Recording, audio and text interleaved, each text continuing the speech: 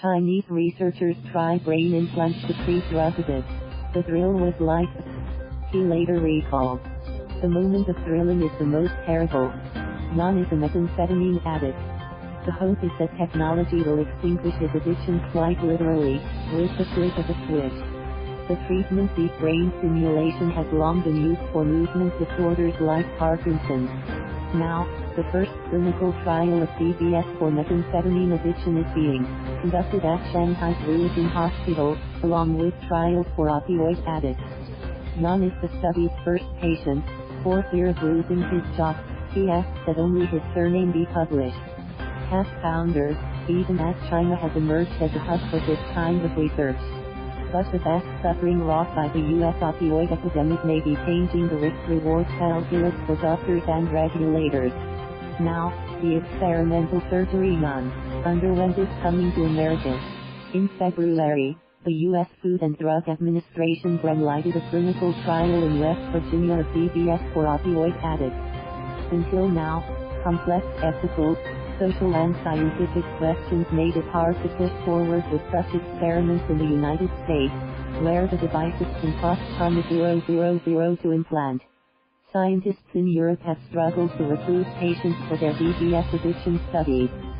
Globally, there are 8 registered DBS clinical trials for drug addiction, according to a U.S. National Institutes of Health database.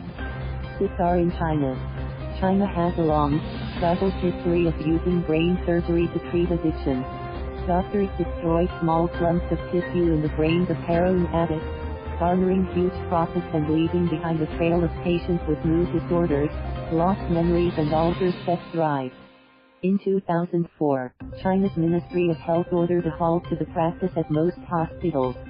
9 years later, a military hospital in Xi'an reported that roughly half of 1,167 addicts who had their brain lesions stayed off drugs for at least 5 years.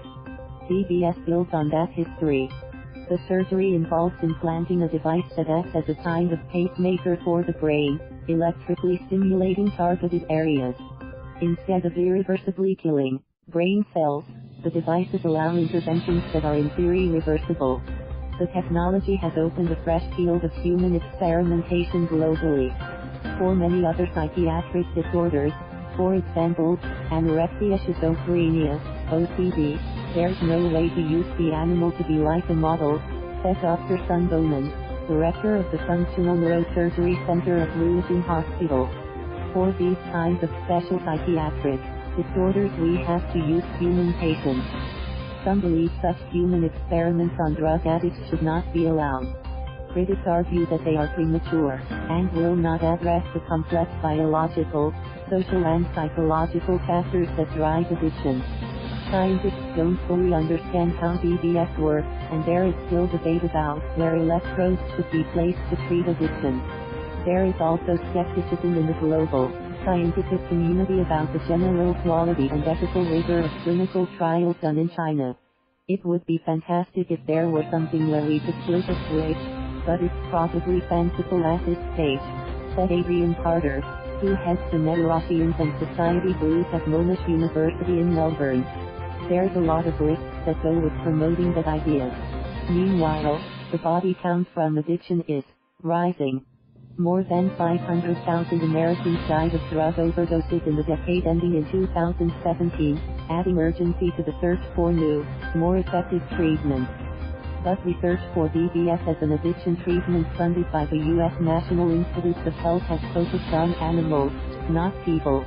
And at least 2 U.S. laboratories dropped clinical trials of DBS for treating alcoholism over concerns about study design and preliminary results that didn't seem to justify the risk. Investigators who led the studies told the Associated Press.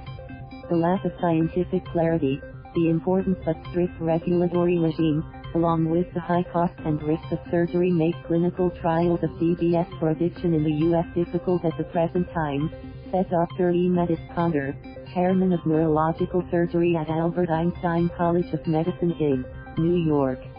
China's studies have offered mixed results. Sun and his colleagues have published one case study, describing a heroin addict who fatally overdosed after getting DBS.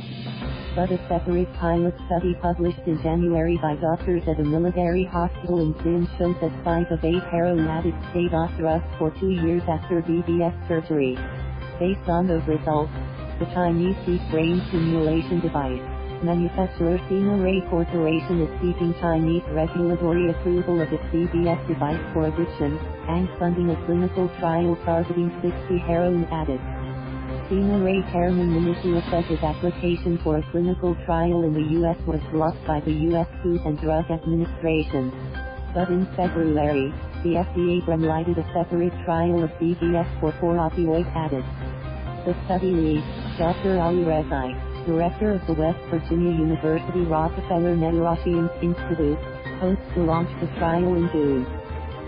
More than 6 months later, he says he is still off drugs and has put on 20 pounds. Sometimes, in his new life, he touches the hard cable in his neck that leads from the battery pack to the electrodes in his brain. And he wonders, what is the machine is doing inside his head? Thank you for watching. Please subscribe.